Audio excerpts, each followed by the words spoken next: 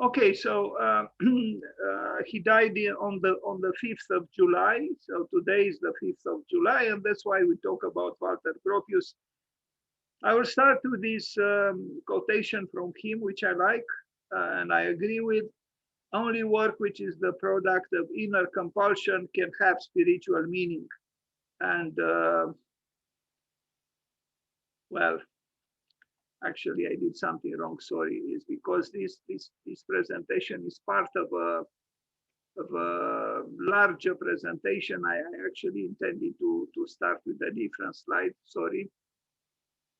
Um, so I begin talking about Gropius uh, with the Bauhaus. And this was the manifesto that he wrote in 1919, so 102 years ago. And on the left, you see the graphic illustration of his manifesto, which was called the Cathedral of Socialism and was done by Lionel Feininger, the only North American artist who was invited to be a master, a professor at the Bauhaus at the beginning. But he was, he had German ancestry. Anyway, I will read this short manifesto because I think it's very, very important. So the ultimate aim of all creative activity is a building. This is what Walter Gropius wrote in 1919. The decoration of buildings was once the noblest function of fine arts, and fine arts were indispensable to great architecture, something we totally forget these days. Today they exist in complacent isolation, today meaning 1919, and can only be rescued by the conscious cooperation and collaboration of all craftsmen. Architects, painters, and sculptors must once again come to know and comprehend the composite character of a building, both as an entity and in terms of its various parts. Then their work will be filled with that true architectonic spirit which, as Salon are, it has lost. The old art schools were unable to produce this unity, and how indeed should they have done so, since art cannot be taught? This must be also remembered by many art schools, which they imagine that art can be taught. He was right, art cannot be taught. Schools must return to the workshop, the world of the pattern designer and applied artist, consisting only of drawing and painting, must become once again a world in which things are built. If the young person who rejoices in creative activity now begins his career as in the older days by learning a craft, then the unproductive artist will no longer be condemned to inadequate artistry, for his skills will be preserved for the crafts in which he can achieve great things. Architects, painters, sculptors, we must all return to crafts, for there is no such thing as professional art. There is no essential difference between the artist and the craftsman. The artist is an exalted craftsman by the grace of heaven, and in rare moments of inspiration which transcend the will, art may unconsciously blossom from the labor of his hand, but a base in handicrafts is essential to every artist. It is there the original source of, or it is there that the original source of creativity lies. Let us therefore create a new guild of craftsmen without the class distinctions that raise an arrogant barrier between craftsmen and artists. Let us desire, conceive, and create the new building of the future together.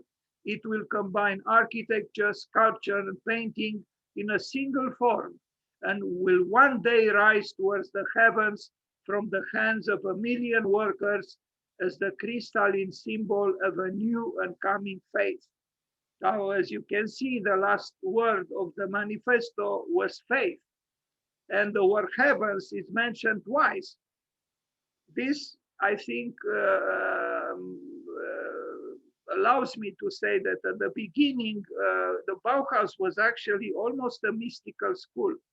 and it was expressionistic, and Gropius changed afterwards. But in 1919, as you can tell from this text, he was himself exalted and exalting, and there was something which certainly didn't have anything to do yet with the international style and with the underlining technology and so on. So this beginning of the Bauhaus, I think, is very interesting and should not be forgotten. The Bauhaus in 1919, this is the, how do you call it, the logo, or the stamp of, they had several. This was in Weimar in 1919, and it was done by Oskar Schlemmer, a brilliant artist. This was also from the Weimar school. So from 1919 to 1920, I'm not sure, 1924, 1925, the school was in Weimar. And then they built, based on the drawings of Walter Gropius, the new buildings at Dessau. They moved to Dessau. And anyway, we'll talk in detail about this. This was another, I think neither the word stamp and logo is the correct one, but I don't find out the right word. Anyway, this was the emblem of the Bauhaus, also designed by Oskar Schlemmer, and rather unconsciously, I think, when I opened the gallery and studio in Chicago, Evanston, Chicago, I created something similar to this without being aware that the Bauhaus influenced me. And this is what I did. Well, a young man helped me to design, to draw it. This was the Art and Architecture Gallery in Evanston, Chicago. And this was what I was able to, this was my Bauhaus, so to speak. And this was a picture from Easter in 2005, when I displayed in the windows, shop windows of the space I rented, a fragmented image of a famous painting by Hans Hollein, but not by Hans Hollein, but Holbein, sorry, which depicts Christ somehow unable to redeem himself from the grave. And on the right, I displayed a text by Julia Kristeva about this painting, which also perplexed Dostoevsky in his formidable novel, The Idiot. Because it is perplexing indeed that an artist of the caliber of Holbein represented Christ. I mean, I place him here vertically, but in the painting he's horizontally. He's painted in the grave. But somehow the way he's depicted, you wouldn't expect him to be able to leave the grave. Anyway, so another picture from my so-called Bauhaus. And now we go back to the real Bauhaus. And here was the curriculum, And if I compare this curriculum with many curriculums of today, we see how simple it was, and it was circular, and it was really based on conviction. And maybe it looks simplistic, but there was a vision there. He had a vision, and strangely, although it was supposed to be a school teaching, ultimately architecture, at first he didn't have architects there. It was just him. The professors there were not architects. Kandinsky was not an architect. Paul Klee was not an architect. Johannes Eaton was not an architect. Lionel Feininger was not an architect. There were no architects there. There were artists teaching various things, somehow related to art, but maybe obliquely also a little bit to architecture. This is interesting because it seems you can do a school of architecture where the teachers or the professors are not architects. And it might actually work. In their case, it worked brilliantly. So here they are. They are in Dessau here, already on the terrace of the new building built by the master, meaning Gropius. I know some of these people here. Like this is Laszlo Moholy-Nagy. This is Gropius. This is Marcel Breuer. This is Vasily Kandinsky. This is Paul Klee, this is Lionel Feininger, this is the only lady here, and you can see of all the people here with hats, she's the only one who took her hat off. All the men didn't think of such a so-called insignificant gesture. They said something. Günther Stölzel and then Oskar Schlemmer, a brilliant artist who designed those two logos, or how to call them. Anyway, the Bauhaus in Dessau, the buildings designed by Gropius, poster, you have seen it. Here is the handsome Walter, and we arrived at the slide that initially I wanted to start with. Only work with it. So again, the presence of the word spiritual is almost unsettling, because you wouldn't think of the founder of the Bauhaus to indulge in such sentimentalities, spiritual. But as his manifesto made clear, at the beginning he had a mystical longing, it seems. Anyways, this is a house for 2 professors. He built several for the professors and also some buildings for the students. Anyway, this is an early work by Gropius, and you can see it is expressionistic. But we'll go in detail about all his oeuvre after I present the Bauhaus. Johannes Eaton. Now I'll show some of the personalities that he had the genius to invite in the school. And I think if he had what we might call, approximating with the word genius, is this, that he understood the value of other people, and he invited them to join him. He was very good at this as a catalyst and having a good eye for people of value. Johannes Eaton, well, unfortunately, after 2 or 3 years, he got rid of Johannes Eaton, because Johannes Eaton was truly the mystic of the school, and probably he wanted to evolve towards bringing art closer to technology, to what might be called modernity, and Johannes Eaton was still dragging, so to speak, uncomfortable longings. This was Johannes Eaton, as you can see. I mean, he was literally and explicitly, a mystic. The students loved him, but after 2 or 3 years, he had to say goodbye to the Bauhaus and left. I think he was fired. But whatever the case, he left. And with him, something of the Bauhaus left as well. The Bauhaus of the beginnings. But well, anyway, even after he left, the Bauhaus remained significant and potent and fruitful. But a certain dimension, I would say, the mystical Bauhaus vanished together with Johannes Eaton. He was teaching the theory of colors, something that Paul Klee did as well. Lionel Feininger, he was, as I said, a North American, a painter. His son became a well-known photographer.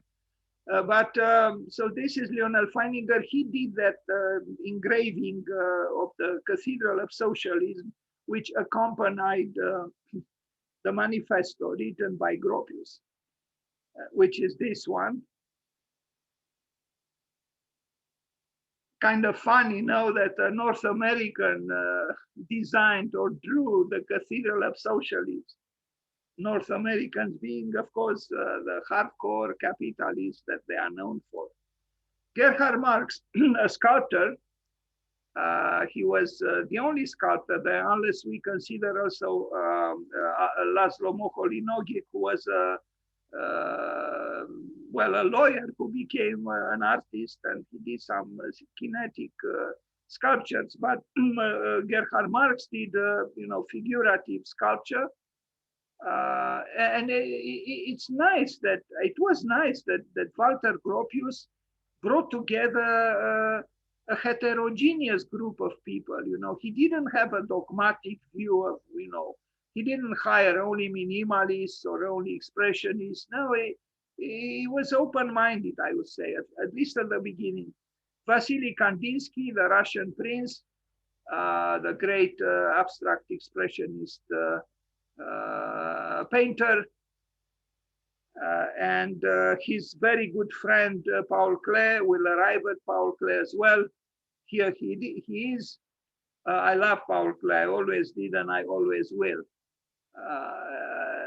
Very subtle spirit, a poet of painting, and he remained for a good number of years with the Bauhaus. I think until the end. He died at 60. This is a painting by Paul Klee.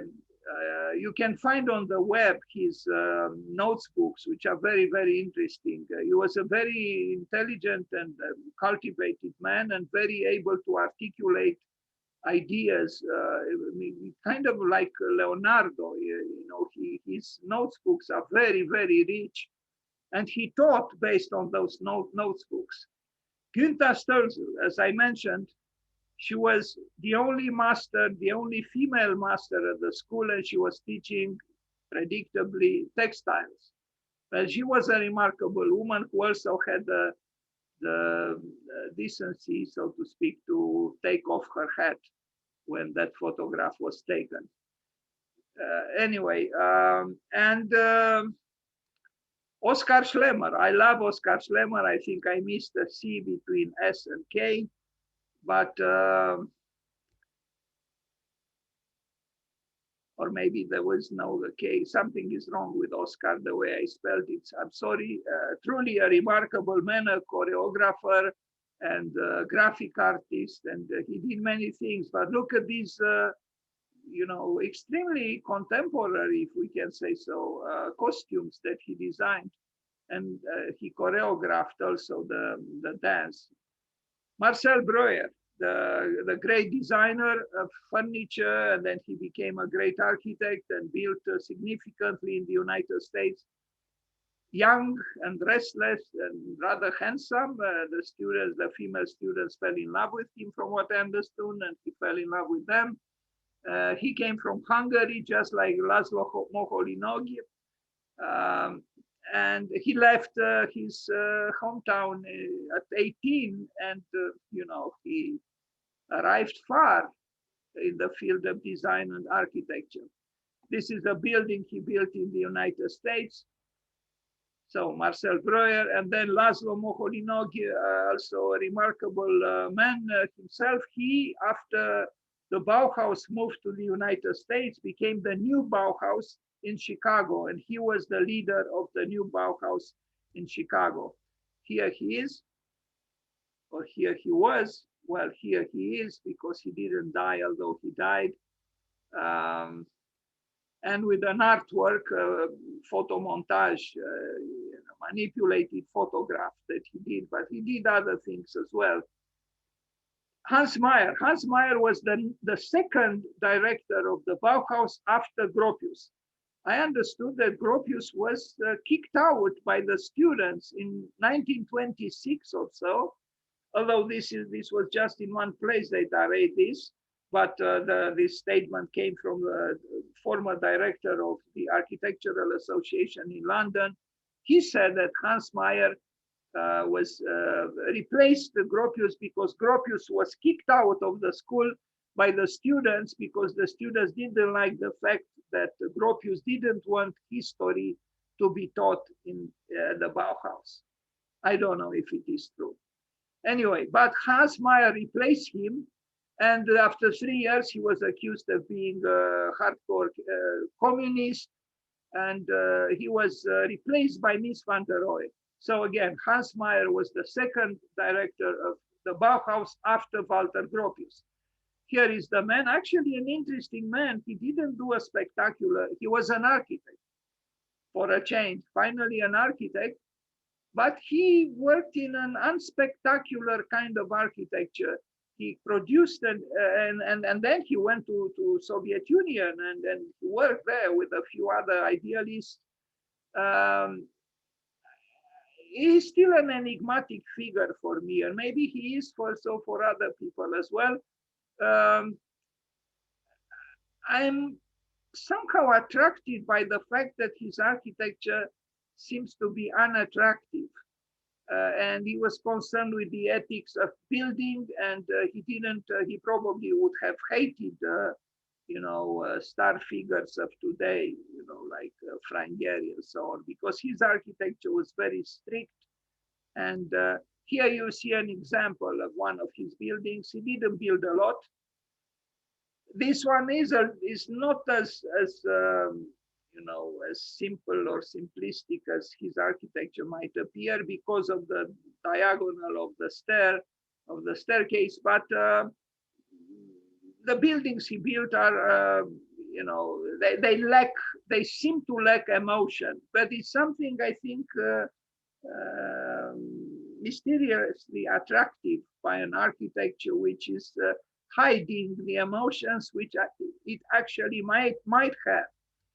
Mies van der Rohe, he replaced Hans Meyer. So the Bauhaus had three directors in Europe: Walter Gropius, 1919, 1926, Hans Meyer, 1926, 1929, and then Mies van der Rohe, 1929, 1933, or the beginning of 1934, when the school said goodbye to Germany and they left. And Mies, equally handsome, perhaps, and with one of his earlier works that shows a different kind of Mies with expressionistic tendencies, and his early work with bricks, I think is very good. Anyway, and now a few more images about the Bauhaus, and then we'll go to Walter Gropius per se. Here you see Eaton, the name written with big letters. A very interesting and fruitful school, truly. I always admired greatly the Bauhaus. They were able in 14 years to create so much. Apparently, they only had 70 alumni. 70, can you believe it? But they are still moving the world. Here is Oskar Schlemmer with some of the students. It was a good relationship between them all, and the professor became a student, and the students. So there was equality to an extent, at least.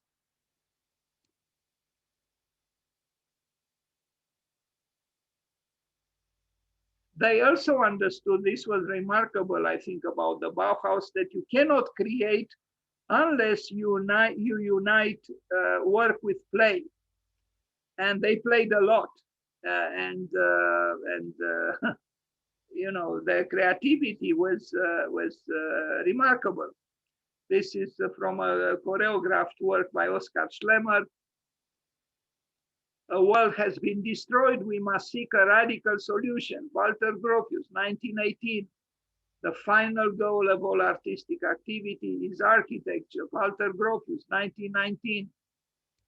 But interestingly, again, that the man who thought so, he didn't hire architects. He hired artists. Anyway, talking about playing, look at them. Oskar Schlemmer. Oskar Schlemmer. Okay, so now this was part of a large presentation, but now we go to Walter Gropius per se. And let's hope he will smile wherever he is, seeing that we did not forget that he died on the 5th of July. Walter Gropius, 1883, 1969. So when he started the Bauhaus, he was 36 years old, because he started the Bauhaus in 1919.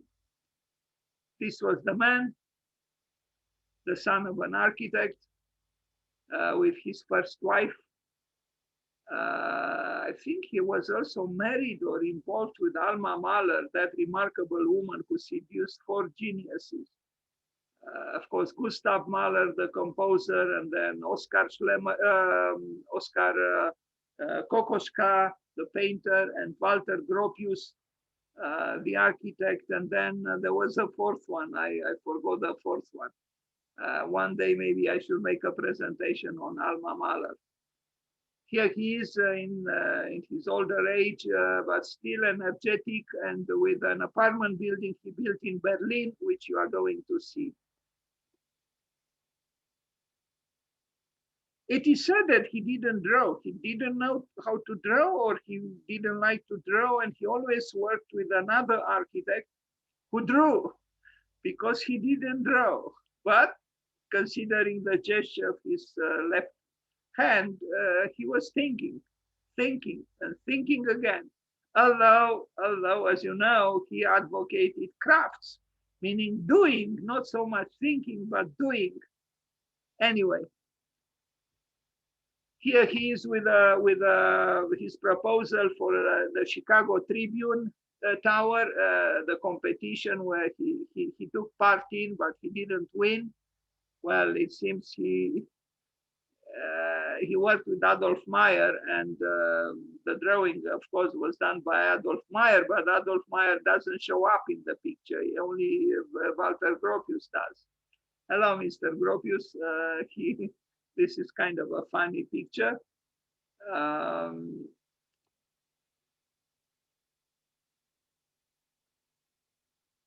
Drawings. I read that he always worked with another architect who drew, because he didn't.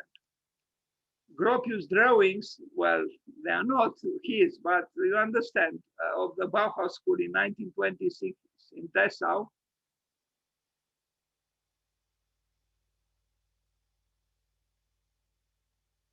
They are remarkably simplistic. I mean, if you do something like this in the second year in an architecture school, you'll probably be dismissed. But one of the four great masters of the modern movement didn't have a problem to, depict his vision in this way. The competition entry for the Palace of the Soviets, Moscow, 1931. At that time, the Bauhaus was still on, but he was not the director any longer. At that time was Mies van der Rohe, the director of the Bauhaus. Here is, I would say, a rather well, I don't think this drawing is a masterpiece, but and probably the building wasn't supposed to be either. I don't know. If I like something here, is this piece of, I guess, some kind of a bush, I don't know what it is on here. This is the part that I like the most. I don't want to be sarcastic, but really what I see here is, anyway. Submission for the Palace of the Soviets competition in 1931. We already saw one drawing, and here is another one.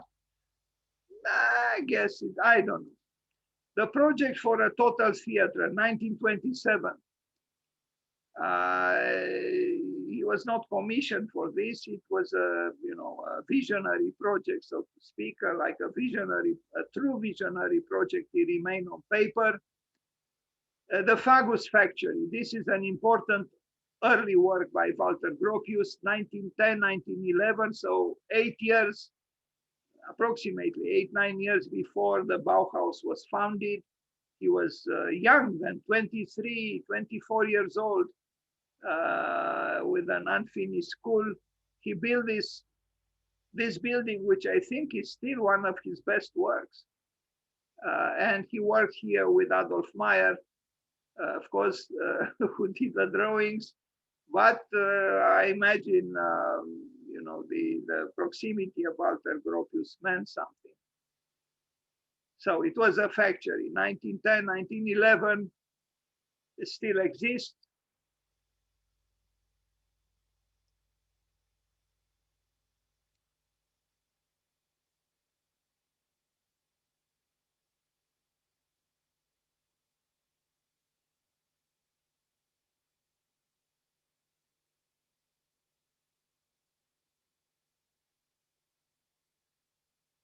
nice windows, and they do open, as opposed to many windows today which do not open.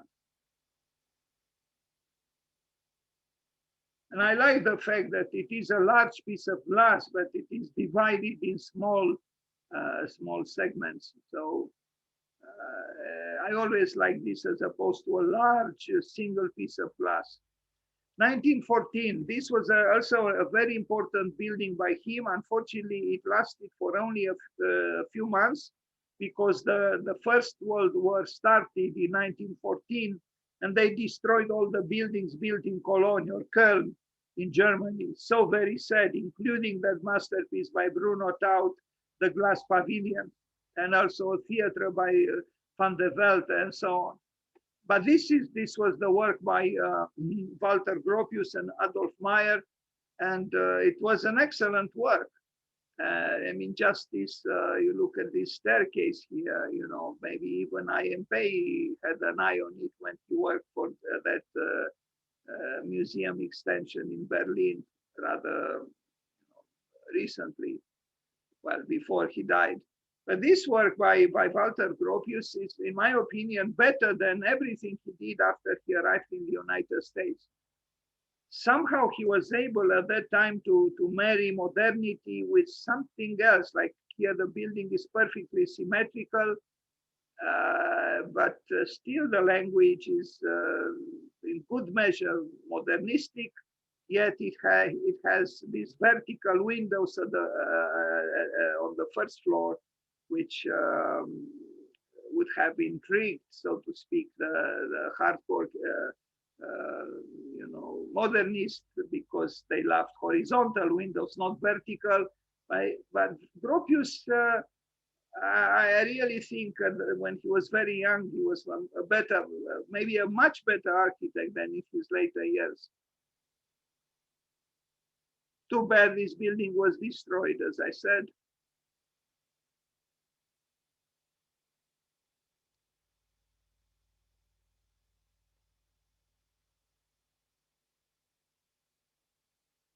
Köln, 1914. A monument to the March dead. He worked here with Alfred for about 1920, 1922. So he already started the Bauhaus. And this is the work we already saw. It's a monument, it's a statue, a sculpture in a way. But it's an architectural sculpture, sculptural architecture. But it's good. I think it has that pathos of expressionism. Geometrized, yes, but still, you can tell it has a certain amount of expressionism. That was in 1920 when Eaton was still in school and at the Bauhaus, and you know, it was 1 year after he wrote the Manifesto.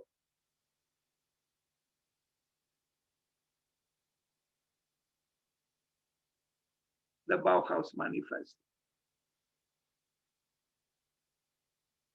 He didn't design, though, I'm sure, this bench.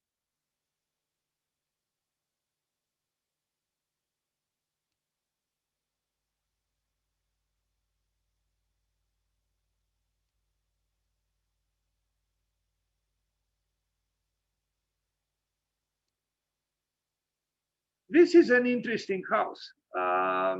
1921, so 2 years after he opened the Bauhaus, and it's certainly a house which, in no way it can be, you know, associated with what we imagine we know about the Bauhaus.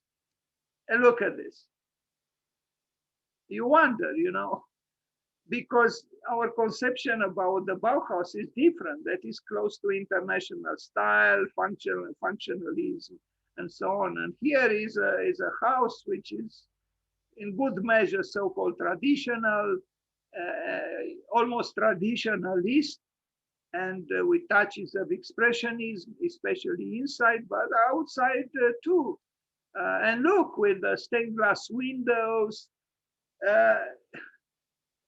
very different from his buildings built in Dessau for the Bauhaus.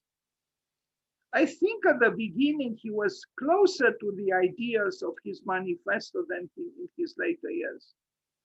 But look at this, you know, this is closer to arts and crafts than to, you know, the modernistic aspirations of later years Bauhaus.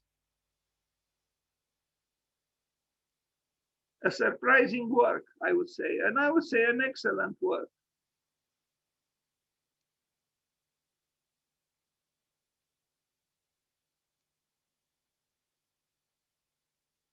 Well, sorry for the resolution of this picture, but it's depicted the facade of this building. Now, in 1922, he did this competition, a very different Walter Gropius. This is a modernistic tower. He didn't win the competition. How do you explain the man who designed this, designed also this? I mean, you know, it's almost he had a bipolar personality, at least by a multiple personality disorder. I mean, he, you know, he did this work, which is so very different from the house he built 1 or 2 years earlier. He worked here with Adolf Meyer, it's true.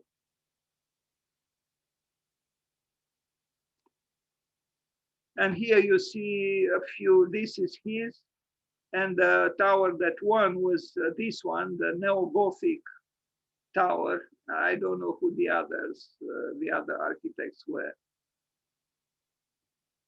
But here I don't know. So this is the one that won. This one I do not know. This is Adolf Loos and this is Walter Gropius for the Chicago Tribune competition. We saw already this picture. Very well dressed. Even the belt that holds the pants properly is, I would say, a nice one. Anyway, the Bauhaus School and the houses for senior staff, 1925, 1932. What can we say? This is clean, clear-cut modernism. But still, I think that the windows, which are divided in smaller pieces, are more convincing than those which are not. Maybe it's the traditionalist in me that has an affection for you know, this kind of window.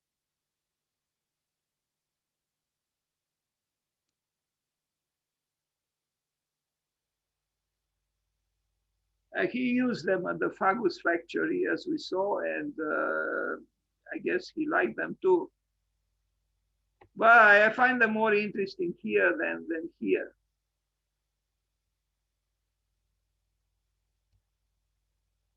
So this is Dessau in Germany, the new Bauhaus. After spending a number of years from 1919 to 1925 in Weimar, they moved in 1926 to Dessau. And these are the buildings designed by Walter Gropius.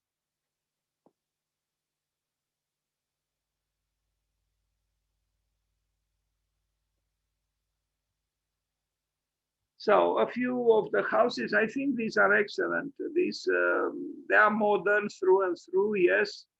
And usually two masters share, but it's a big house. With two entrances, you know, I know Kandinsky and Paul Klee, and I don't know the other pairs. Yeah, although the school advocated some kind of democracy within the school where the students mingled with the professors, the quarters, the living quarters of the professors were distinctly different from those of the students. The Gropius House. This was the house of the leader of the school.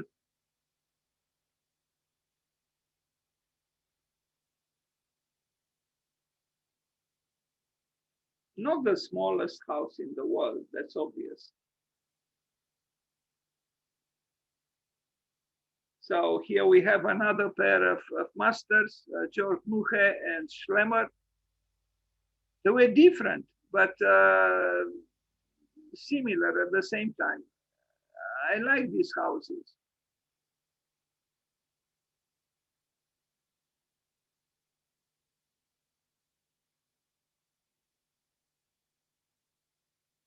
Kandinsky and Klee lived in this house. Incredible, you know, to have two of the greatest masters of painting living in the same building for a number of years. Not bad. I can only imagine what discussions they had, and you know, looking at each other's works and taking works together with their wives. Nice.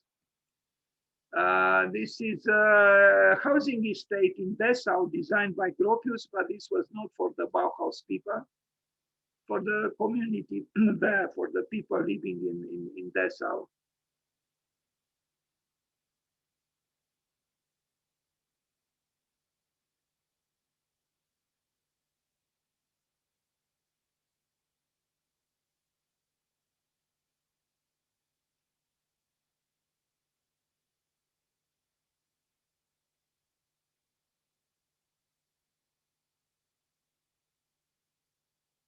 Now, they moved in 1933. At the beginning of 1934, the Bauhaus moved first to England and then to the United States.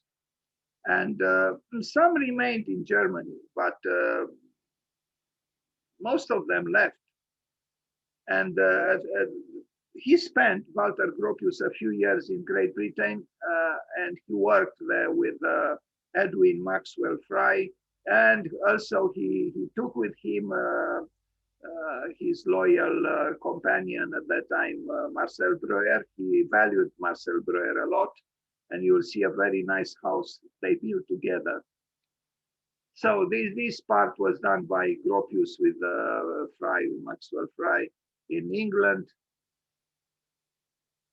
So on his way from Germany to the United States, they spent a few years in England.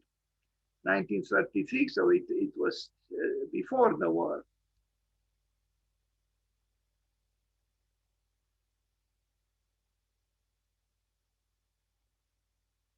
I think Sir Norman Foster did some kind of extension to this building. Now the Gropius House, 1937 in Lincoln, Massachusetts. He already crossed the ocean. And it's a good building by Gropius. It's still his language, like in Dessau, his architectural language, but you know, this canopy, this entrance into the building, and this stair here, service stair, if you want to call it so, they create, you know, some kind of a artistic participation to a building which otherwise is maybe in a dry way proclaiming modernity, modernity, modernity. Now, not that the canopy and the stair is not, they are not modern, they are, but they are more sculptural and a little bit capricious, you might say, and they bring some visual interest to the building. But you'll see, when we arrive at the building he designed together with Marcel Breuer, the participation of Marcel Breuer brought new elements into the building.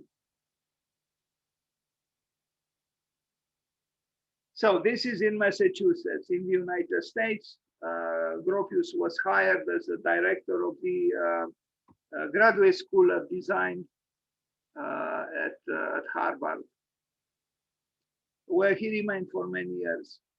And there he opened his architecture studio called Architects Collaborative. And they built a certain number of buildings, but in my opinion, they are not, with maybe one or two exceptions, they are not truly, truly, truly great. Well, he got rid of the segmented glass, as you can see, or window. Now he has a large piece of glass. My preference is still for the old type that we saw. But otherwise, he lived quite comfortably, and it must have been a nice time for him, you know, as being the dean of, you know, an important school, well paid, and in the safe you know, paradise of Cambridge, Massachusetts.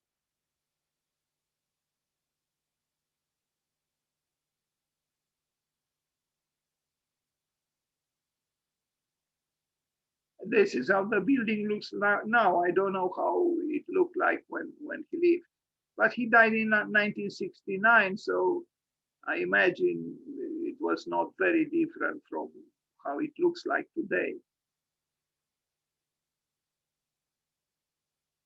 House from 1939, 1940 in Pennsylvania with Marcel Breuer, and Breuer brought with him several things. I would say even this stone wall here. You'll see a few other things interesting that are the result of the collaboration with Breuer, like this staircase.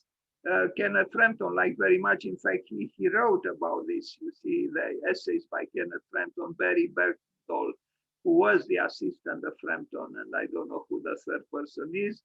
The modernist masterwork by Walter Gropius and Marcel Breuer.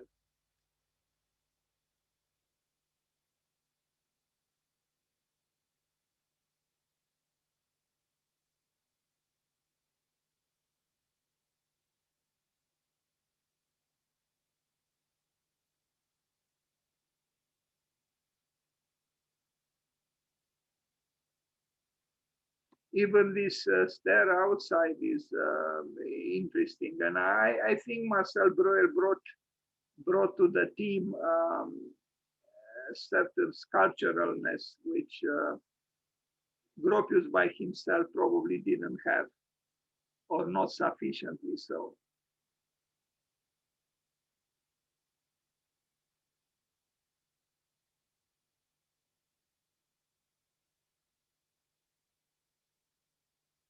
So he designed this with Marcel Breuer in Pennsylvania. I like this stair, and I think the Snow likes it too, or liked it too.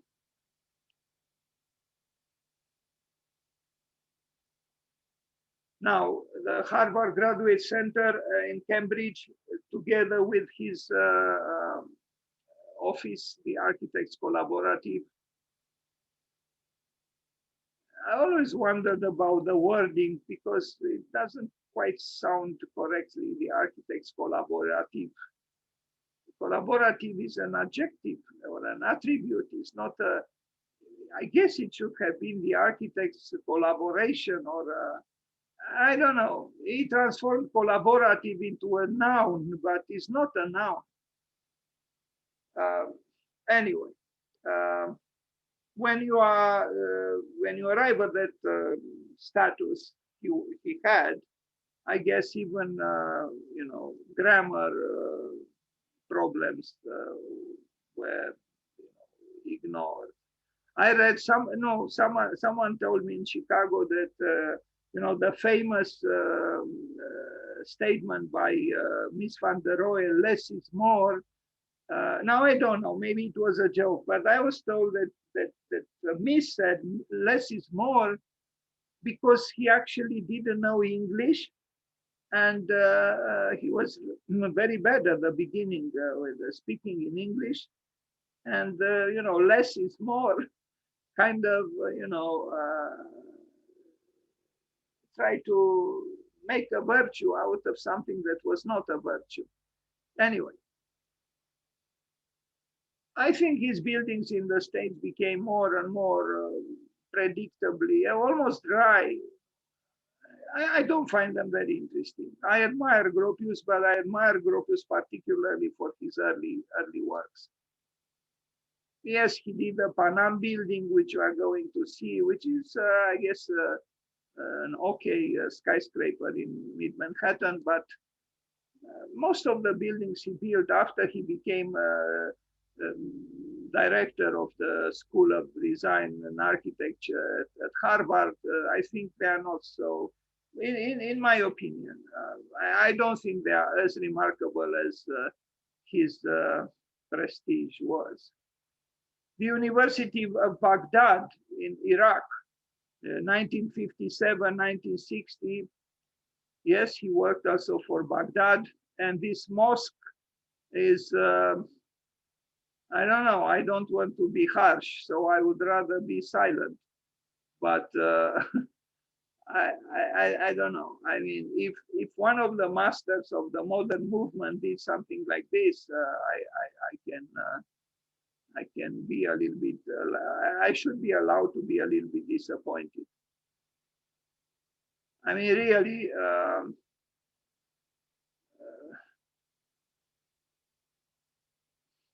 I don't find it very inspiring or inspired. And you see something else also. He built in Baghdad.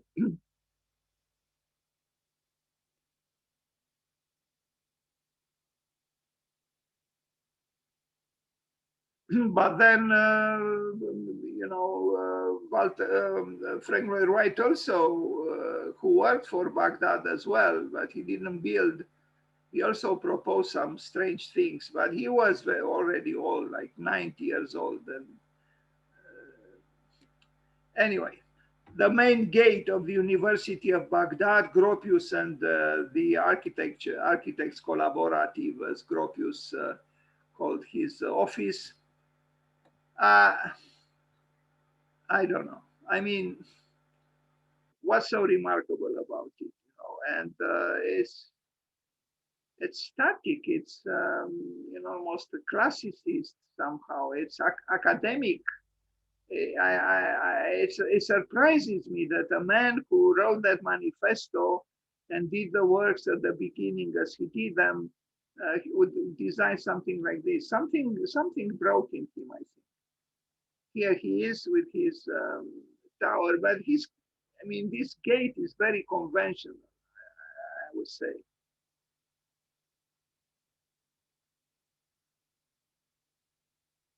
This reminds me about the maliciousness of Frank Lloyd Wright. Frank Lloyd Wright said that Harvard is a school that takes in, legitimate or genuine plums and make them into prunes. And somehow this work by Gropius seems to agree with what Frank Lloyd Wright said, with his sometimes almost unacceptable sarcasm. Tower, but at the top also this thing that is a horizontal story. This thing automatically lowers itself. And now, okay, you see at the top that rounded element, which reminds one of the gate that we saw, the gate of the university. Anyway, the John F. Kennedy Federal Office Building in Boston, 1963, 1966. He died in 1969. Yes and no. I mean, if we didn't know they were done by Gropius, probably we would have almost ignored them. But they were done by Gropius and the architects collaborative.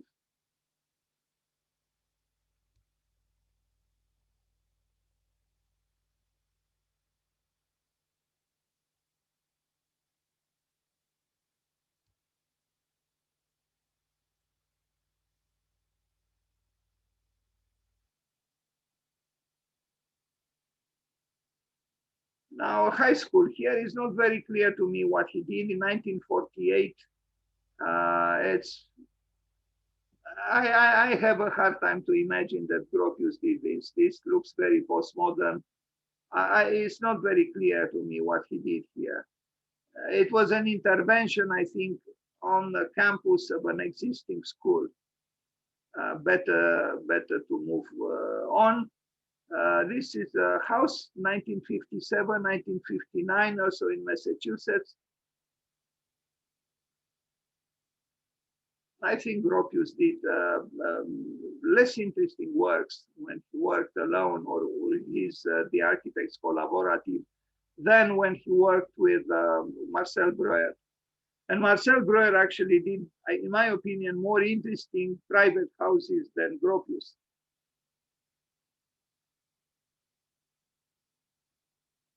Now, the Panam building, which now is the Metlife building, I don't know if it's still, because they changed, you know, the owners of the buildings.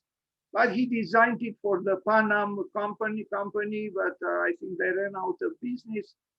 You know, big company for aerial transportation, so to speak, with planes and so on. The Panam building from 1958 and 1963, he worked with the architects Emery Roth and Sons, well-known firm in Manhattan, and this is the building. And I think this building is it has personality, but also because of its position within Manhattan. But I think this work is not the worst that he did. Now it says there at the top, Metlife. At the beginning, for a good number of years, it was Panam. You see behind it the Chrysler building here.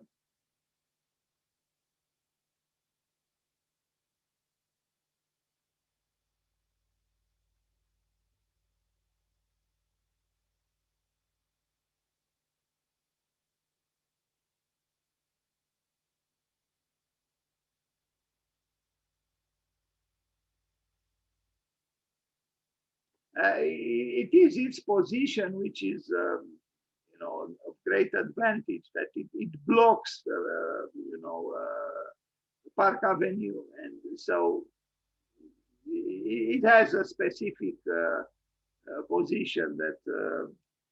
But I still think he did an acceptable job with this tower.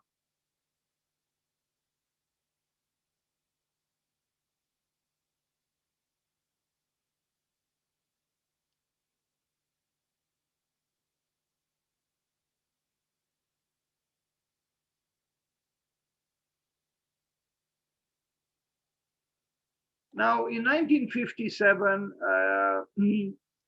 Berlin had the excellent idea to invite important architects in the world to build apartment buildings.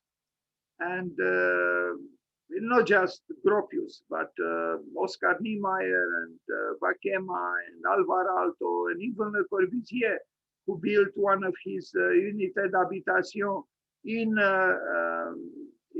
Berlin. So this is the building that Gropius built, the Interbau apartment blocks.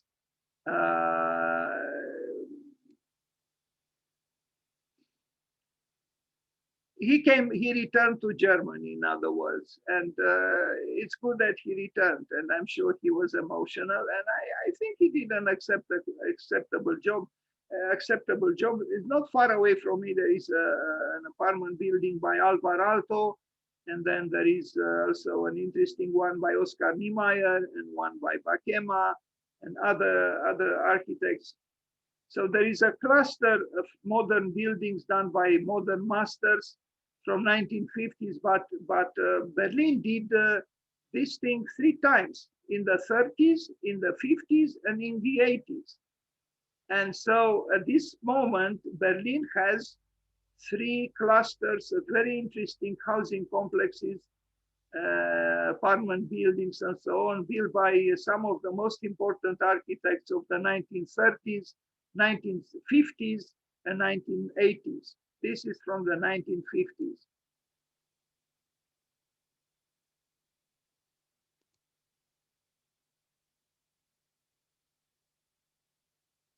This is the back view with the staircases. I hope I have the plan here as well. Yes.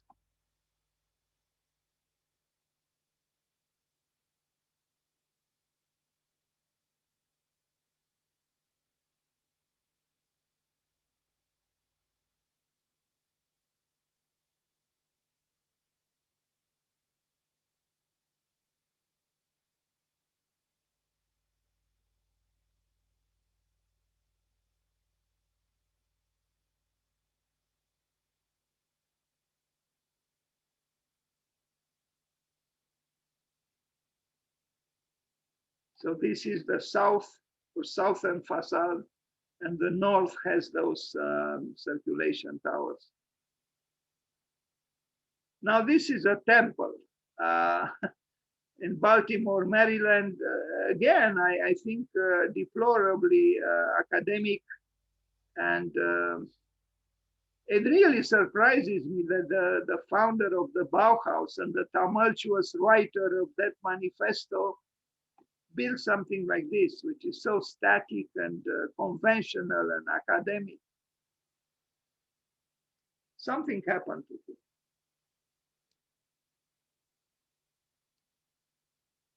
I mean, even the interior, sorry for the resolution, but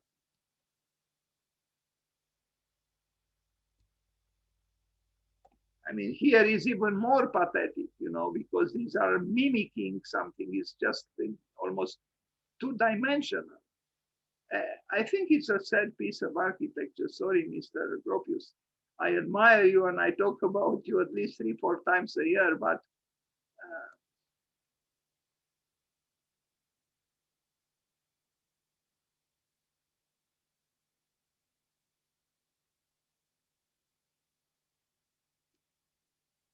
now the Gropius started building in 1960. He built this large apartment building also in Berlin.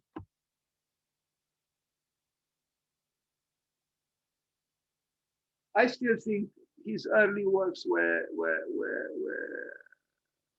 better than everything he did after the Second World War.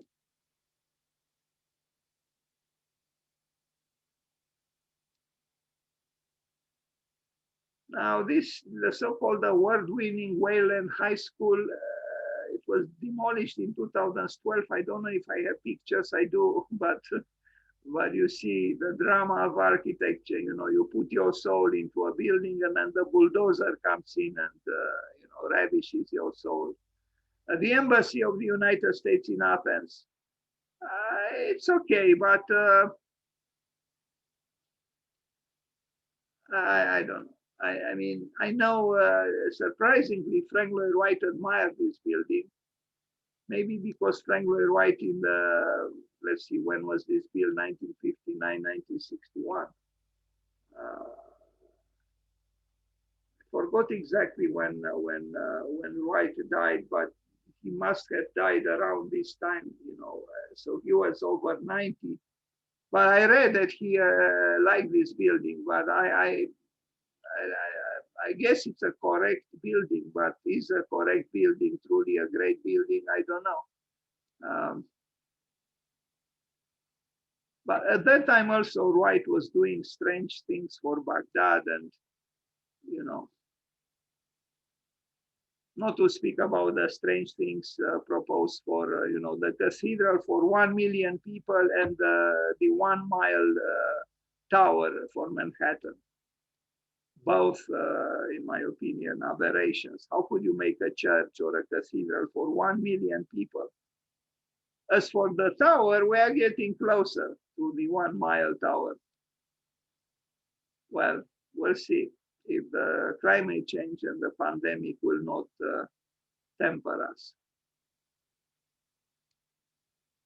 I mean, you know, he admired this work, but if I arrive at the age of 90, which I doubt, I hope I will not admire so much this kind of building. It's okay. It's an okay building, but I don't think it's, you know, it's not a wow building. Not even in terms of modesty. The glass cathedral. Now, this is an interesting work, and I kept it in the presentation, but I'm not sure it is by him. It is associated with him. Maybe he did something, but it's not his type of architecture at all. It's this one. I like it, but this is not Walter Gropius. It's too heroic, especially for this year, 1968. Well, he died in 1969. This is not Gropius. Maybe this was an existing building, and I don't know what he did here, if he did anything. If not, it's interesting just to look at this building somehow, and also to see it from a vol d'oiseau, because it is, I like the fact that this base is elevated from the grass, from the earth. It's an interesting building, but again, it's not by him. Although I included it because I did some research, and it's still not very clear to me what he did in this building. But whoever did it did an interesting thing here. And what can I say? If it was done by him or someone else, it's still a kind of a interesting construction. Now, Tower East, Shaker Heights, Ohio, was Gropius' last major project, 1967, 1969. Well, what can we say? A swan song, but I would prefer a swan that sang differently. Again, you know, Gropius in his later years, he lost his, I don't know, something was lost. He became almost a conventional architect, if we can say so, in my opinion. Now, the Museum of Art in Huntington, original building, expanded with Gropius addition with little alteration to the original structure. Only American Art Museum to be brought to completion using the Gropius design. But here also is just a fragment for the building that he was involved with, and he was already dead when the building was completed. I guess he did this part here. I guess. He probably didn't do this. But both are actually, in my opinion, of a questionable architectonic quality.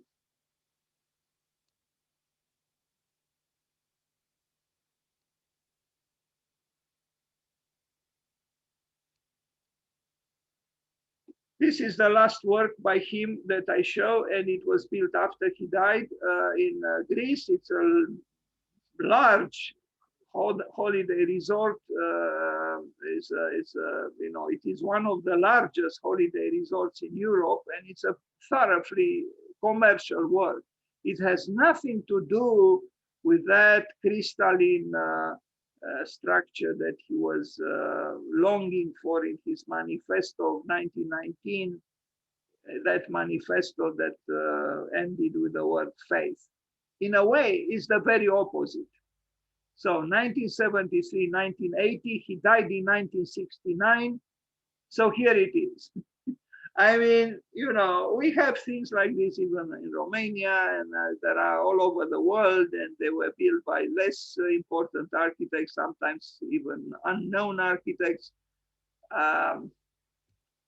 But let's say that maybe because he was dead at the time when it was built without his knowledge, really. But even if it was with his knowledge or without his knowledge, it's still a commercial mega structure. That's it.